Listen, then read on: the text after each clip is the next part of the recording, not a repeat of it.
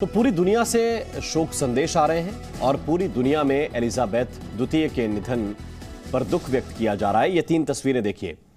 अमेरिकी संसद के ठीक ऊपर जो ध्वज आप देख रहे हैं, राष्ट्रीय ध्वज आधा झुका दिया गया है।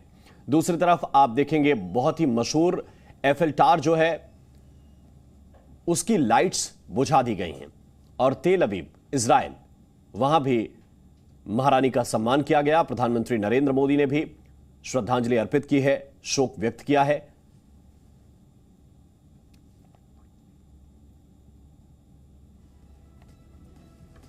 और इस वक्त हमारे साथ 2 खास मेहमान हैं। आरती टिक्कू हैं, विदेश मामलों की जानकार हैं, और रविंद्र सचदेव भी इस वक्त हमारे साथ जुड़े हुए हैं। आप भी विदेश मामलों की जानकार हैं। बहुत बहुत स्वागत है आप दोनों का। सबसे पहले रविंद्र सचदेव, एक प्रतिक्रिया आपकी तरफ से, क्योंकि पूरी दुनिया में क्वीन एलिजाबेथ वो जहां जहां गई, जहां नहीं भी गई, वहां से भी शोक संदेश। क्या आप भी इस तरह की मछली की दुकान खोलना चाहते हो? आपको पता है ये हर महीने 60 लाख की मछलियां बेचते हैं। आपको भी करना है तो देरी किस बात की, फ्रीडम ऐप को अभी डाउनलोड कीजिए। आ रहे हैं तो उनकी जो शख्सियत थी, उनकी जो पर्सनालिटी थी, वो किस तरह की थी, जरा ये भी आप बताइए।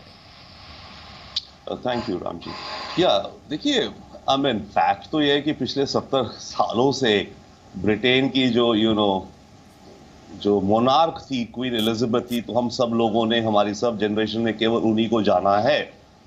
और जिस समय वो बनी थी उस समय ब्रिटिश एम्पायर ऑलमोस्ट दुनिया का सबसे बड़ा एम्पायर था, चाहे वो डिक्लाइन में शुरू हो गया था, राइट। तो जब दुनिया का सबसे बड़ा एम्पायर था और उसकी एक जो मोनार्क थी वो आई और इतने लंबे समय तक रही, तो पूरी दुनिया को तो ब्रिटेन के जो मोनार्की है या किंग है या क्वीन है, केवल क्वीन एलिजाबेथ ही पता है हम सबको। That is one. दूसरी उनकी शख्सियत। यस, एक इंटरेस्टिंग चीज है हमें देखने का कि देखिए इनकी विजुअल्स बहुत आती हैं। आप देखते होंगे कभी किसी फॉरेन लीडर से मिल रही है, हमारे मोदी जी से मिल रही हैं, नेहरू से मिली, ओबामा, बुश, पुराने जितने भी लीडर से मिली दुनिया भर के, वो फोटोज आती हैं। या फिर फोटोज आती हैं किसी चैरिटी में गई, कहीं पे कुछ फंक्शन में गई, चैरिटी में स्पेशली ये वो। बट इन्होंने कभी कोई ज्यादा इंटरव्यूज नहीं दी और कभी अपने कमेंट्स एक्सप्रेस नहीं करती थी। ओके, तो एक तरह से अपनी मोनार्की की मर्यादा बनाए रखी, इन द सेंस कि भाई आप ज्यादा बोलेंगे तो आप कहीं कंट्रोवर्सी में भी आ सकते हैं। और आपका इन एनी केस जो ब्रिटिश मोनार्की है, इसका कोई इफेक्टिव रोल नहीं है, राइट, कि सरकारें चले तो कैसे चले, या दुनिया में इसका एग्जांपल और है, जैसे चार्ल्स है जो किंग बने हैं। चार्ल्स अभी तक वाइल्ड लाइफ को लेके, एनवायरनमेंट को लेके, आर्किटेक्चर को लेके, बहुत सारे कॉजेस को लेके चार्ल्स बहुत एक्टिवली कैंपेन करते हैं, राइट जी। परंतु इनसे एक बार पूछा गया था कुछ वर्ष पहले कि जब आप किंग बनेंगे तो क्या आप इसी तरह से सक्रिय एक्टिव रहेंगे इन कैंपेन्स के ऊपर? तो उसने कहा था, नहीं, मैं बिल्कुल नहीं रहूंगा। तो जो एक तरह का किंग या क्वीन है वो इन सब चीजों से अलग और ऊपर हो जाता है। अब ऑफ कोर्स उसमें आप कहें तो, या हम माने तो, कि ये एग्जाम्पल या ये क्वीन एलिजाबेथ ने शो करा है। पहले भी इनके मोनार्क्स ने ऐसे ही करा है, बट क्वीन एलिजाबेथ ने उस ट्रेडिशन को बहुत एक हाई लेवल पे रखा। ठीक है, यानी रविंद्र सचदेव अपनी शक्तियों को समझते भी हैं, अपनी शक्तियों को जानते भी हैं, अपनी हदों को भी जानते हैं, और ये भी जानते हैं कि जो सम्मान उन्हें पूर्ववर्ती राजाओं की विरासत में मिल रहा है, उस सम्मान को कैसे कैरी करना है आगे। हमारे साथ आरती टिक्कू भी हैं, विदेश मामलों की जानकार हैं, और गुरजीत सिंह साहब भी जुड़े हुए हैं, पूर्व राजनयिक हैं। लेकिन आरती टिक्कू, ये प्रश्न जो है ये सबके जहन में आता है, जैसे आप रविंद्र सचदेव साहब कह रहे हैं कि हमने जो देखा, हमारी जनरेशन ने जो देखा या सुना, वो एलिजाबेथ द्वितीय को ही सुना है। अब वो नहीं रही, 96 वर्ष की उम्र थी, बहुत ज्यादा एक्टिव। राजघराना वैसे भी नहीं रहता है सामान्य प्रक्रियाओं में। राजशाही परंपरा और दूसरी तरफ लोकतंत्र, इन दोनों का तालमेल जब देखते हैं, और लोगों का वहां पर उमड़ना, लोगों का शोक संदेश देना, वहां पर पहुंचकर एक तरह से ग्रेटिट्यूड जताना, ये इसको आप किस तरह से देखते हैं? देखिए, बहुत ही एक पैराडॉक्स है। जो लोकतंत्र की कस्में खाते हैं, दिन रात खाते हैं, और लोकतंत्र को बहुत बड़ा एक अपना इंस्टीट्यूशन मानते हैं और एक इन्वेंशन मानते हैं। पूरा वेस्टर्न ब्लॉक जो है, विंस्टन चर्चिल ने कहा था कि सारे जो निजाम है, उन निजामों में सबसे हो सकता है कि डेमोक्रेसी के फेलियर्स हो, फ्लॉज हो, लेकिन मोनार्की जो है, जो एम्पायर्स है, क्राउन्स है, वो सही रास्ता नहीं है गवर्नेंस का। तो एक तरफ से जो लोकतंत्र की कस्में खा रहे हैं या अभी भी खाते हैं, वो दूसरी तरफ से मोनार्की को कहीं ना कहीं जिंदा भी रख रहे हैं। देखिए, भारत में भी ऐसा तो ये नहीं था कि हम 1947 से पहले या जब अंग्रेज आए 1850 से उन्होंने शुरू किया, तो उससे पहले हमारे यहाँ भी रजवाड़े थे, हमारे यहाँ भी राजा रानियां हुआ करती थी। लेकिन हम लोगों ने जब लोकतंत्र चुना, अपना वो रास्ता चुना 1947 में, तो राजा रजवाड़ों का जो ट्रेडिशन था वो सब खत्म हो गया। आप देखिए, इंडियन टैक्स पेयर्स पे कोई राजा रानियां अभी पल नहीं रहे हैं, लेकिन ब्रिटेन अपने आप को जो मदर ऑफ डेमोक्रेसीज कहता है, वो टैक्स पेयर्स के पैसे से मोनार्की को जिंदा रख रहे हैं। वो अपने एक ट्रेडिशन को जिंदा रख रहे हैं। क्यों रख रहे हैं, इस पे एक बहुत बड़ा प्रश्न चिन्ह है कि ऐसी क्या मजबूरी है कि डायनास्टी, हम देखिए प्रधानमंत्री मोदी जी हो या कांग्रेस के कई सारे नेता है जो अभी भी अभी इनफैक्ट डायनास्टी के बारे में बात कर रहे हैं। वो क्यों कर रहे हैं? क्योंकि हम लोग ये मानते हैं कि डायनास्टी को कोई गॉड गिवन ब्लेसिंग नहीं है, डिवाइन राइट नहीं है कि वो लोकतंत्र चलाए या उसके कहीं ना कहीं कॉन्स्टिट्यूशनल हेड बने। तो मुझे लगता है एक पैराडॉक्स है, एक कॉन्ट्रडिक्शन है पूरी दुनिया में। अभी बहुत लोग रो रहे हैं। गुरजीत सिंह साहब, आरती टिक्कू ये कह रही हैं कि लोकतंत्र है, दूसरी तरफ राजशाही है। लोकतंत्र की कस्में खाना और बात है, लेकिन राजशाही भी वहां पे चल रही है। एक प्रश्न लेकिन ये भी है कि क्या ये वजह है कि इनकी जो विरासत है वो इस तरह की है कि पूरी दुनिया पर एक तरह से रूल अगर किसी ने किया तो वो शुरुआत जो है वो इसी परिवार की देन थी। इन्हीं के अंडर जब चल रहे थे ब्रिटिश, तो उन्होंने पूरी दुनिया पर एक तरह से हुकूमत की और उसका एक तरह से सम्मान इस पर राज परिवार को आज भी मिल रहा है।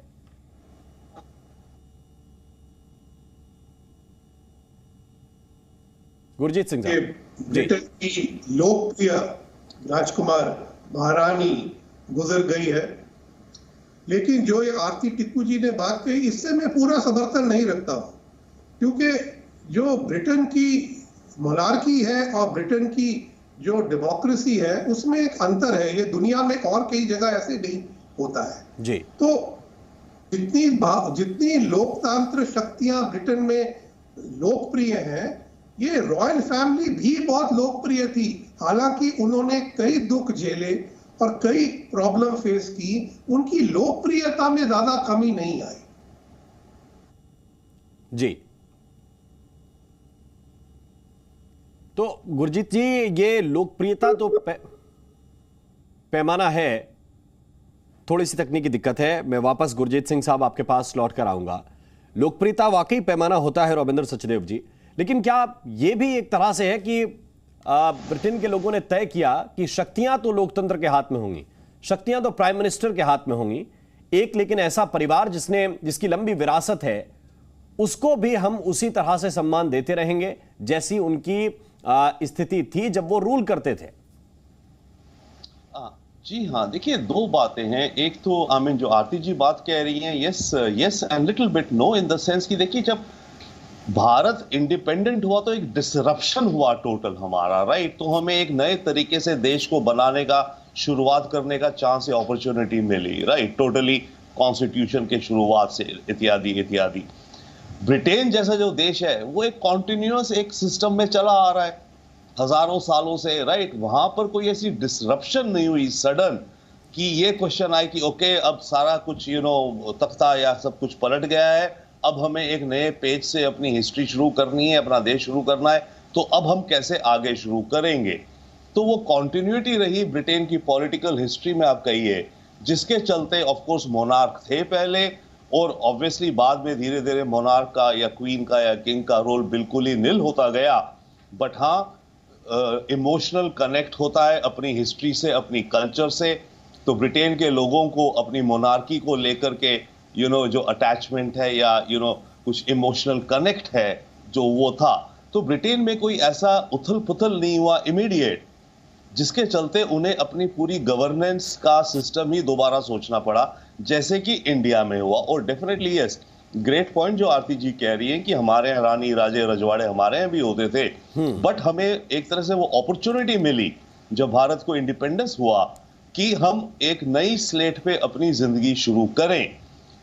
तो ये जो बात है, और ये एक्चुअली ब्रिटिश की मोनार्की जहां तक की बात है, आने वाले वक्त में एंड डेफिनेटली यस, पिछले वर्षों में भी ब्रिटेन के अंदर भी बहुत बार प्रश्न उठते रहे हैं कि ये जो मोनार्की है इसको मेंटेन करने का टैक्स पेयर का ही तो पैसा जाता है, और काम क्या करती है मोनार्की अदर देन सिंबलिज्म है। ये तो एक सिंबल है बस मोनार्की जो भी है, राइट। ये कोई इफेक्टिव ना पावर ना डायरेक्शन ना गाइडेंस कुछ नहीं कर सकते, एक रोल प्ले करते हैं सेरेमोनियल जहां चाहिए होता है। बट हाँ, देशों को ये हो जापान भी आप ले लीजिए जी, जापान में भी मोनार्की है, जापान में भी एम्परर है, वो बिल्कुल कोई रोल नहीं प्ले करता देश की रनिंग में या देश के डायरेक्शन में।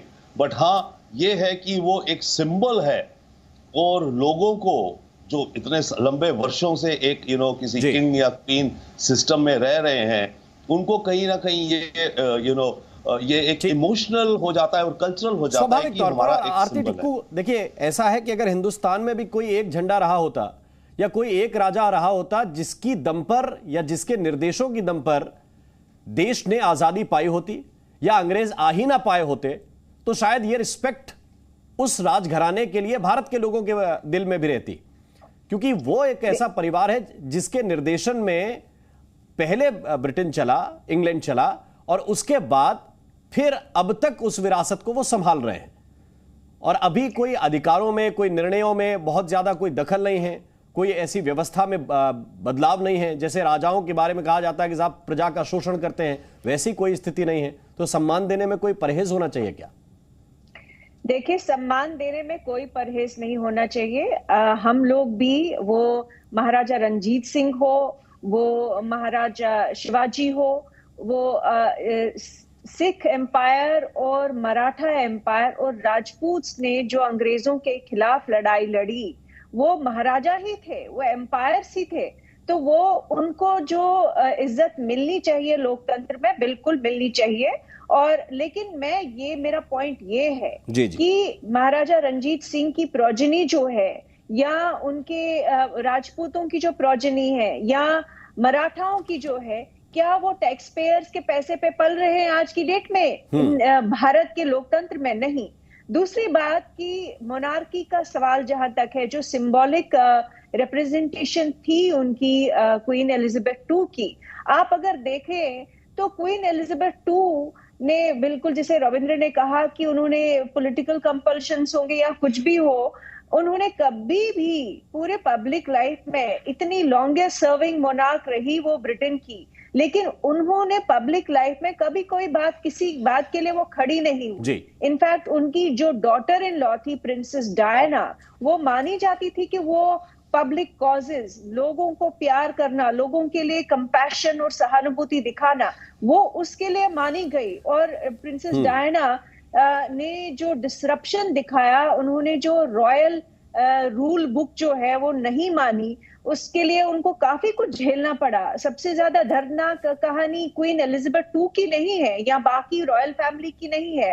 वो लोग सिंबॉलिकली वो एक अपनी जो ट्रेडिशन है उसको निभा रहे हैं, टैक्स पेयर्स के पैसे पे पल रहे हैं, लेकिन जो डिसरप्टर उनके बीच में निकला वो प्रिंसेस डायना थी या मेगन मार्कल, जो ग्रैंड डॉटर के पास आपकी ये बात लेकर जाता हूँ। क्या आप भी इस तरह की मछली की दुकान खोलना चाहते हो? आपको पता है ये हर महीने 60 लाख की मछलियाँ बेचते हैं। आपको भी करना है तो देरी किस बात की? फ्रीडम ऐप को अभी डाउनलोड कीजिए।